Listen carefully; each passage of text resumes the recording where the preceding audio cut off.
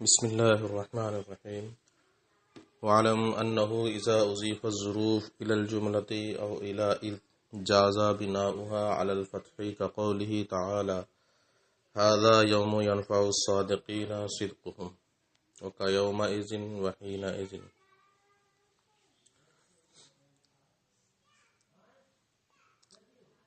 گفتگو ظروف مبنیہ کے بارے میں چل رہی ہے.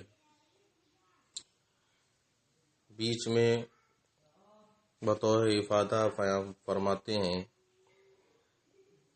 کہ جب وہ ظروف جو مبنیات میں سے نہ ہوں اور جملے کی طرف مضاف ہوں یا از کی طرف مضاف ہو جائیں،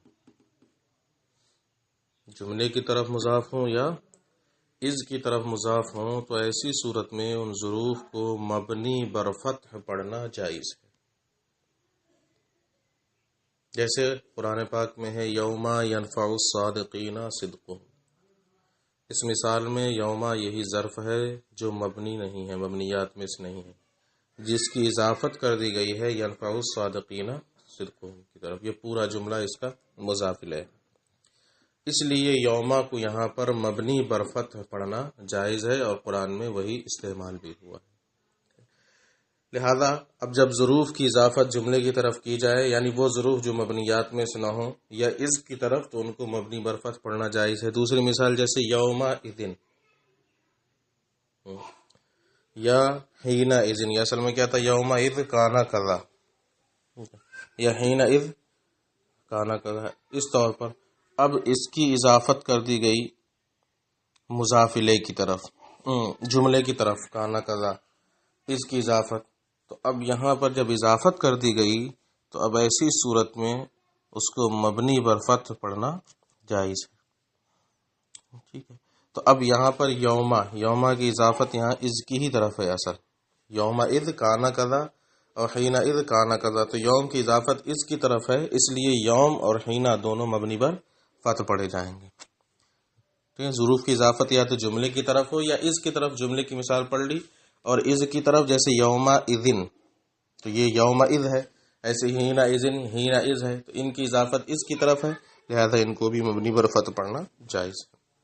وعلم انہ اذا اضیف الظروف الی الجملہ، جب ظروف کی اضافت جملے کی طرف کی جائے یا اس کی طرف، تو ان کو مبنی بر فتح پڑھنا جائز ہے. جیسے اللہ کا قول یوم ینفع الصادقین ھذا یوم ینفع الصادقین صدقہم، یومئذ اور حینئذ. وکذالک مثل وغیر مع ما وان وانا. تقول ضربتہ مثل ما ضرب زید وغیر انا ضرب زید. اب چونکہ ایک ضابطہ بیان کر رہے تھے، اس ضابطے کو بیان کرتے کرتے کچھ چیزیں ایسی آ گئیں جو اسی ضابطے کے تحت آ رہی ہیں، اس لیے ان کو بھی بیان کر دیا.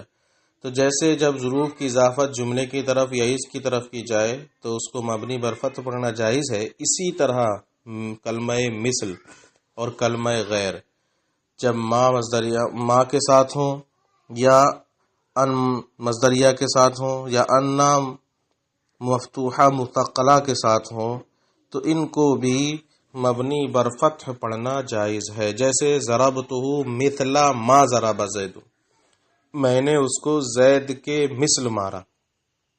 ٹھیک ہے، تو اب مثل کو یہاں پر کیا پڑھا جائے گا، مفتوح. ایسے ہی ضربتہ غیر ان ضرب زید یا غیر ان ضرب زید،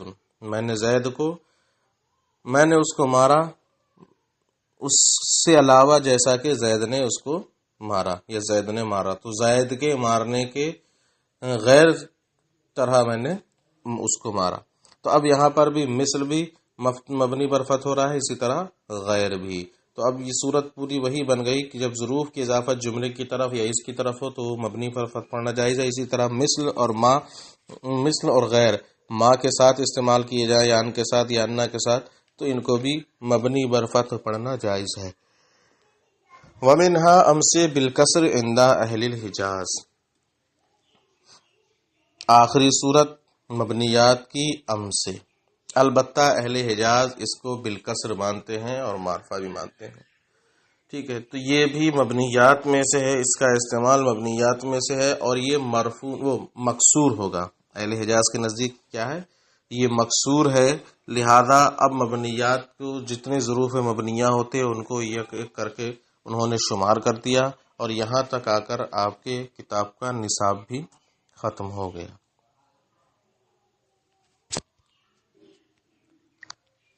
ٹھیک ہے، اب انشاءاللہ بقرہ عید کے بعد پہلے آپ اس کا پورا پچھلا سنائیں گے، اس کے بعد شرح میں تو عامل آپ کو پڑھائی جائے گی انشاءاللہ۔ یہ آج کا سبق معمول سا تھوڑا سا رہ گیا تھا، اس لیے ہم نے اس کو آج پڑھا دیا۔ اب انشاءاللہ آگے شرح میں تعامل ہوگی بقرہ عید کے بعد، اور پہلے اس کا پچھلا سنا جائے گا۔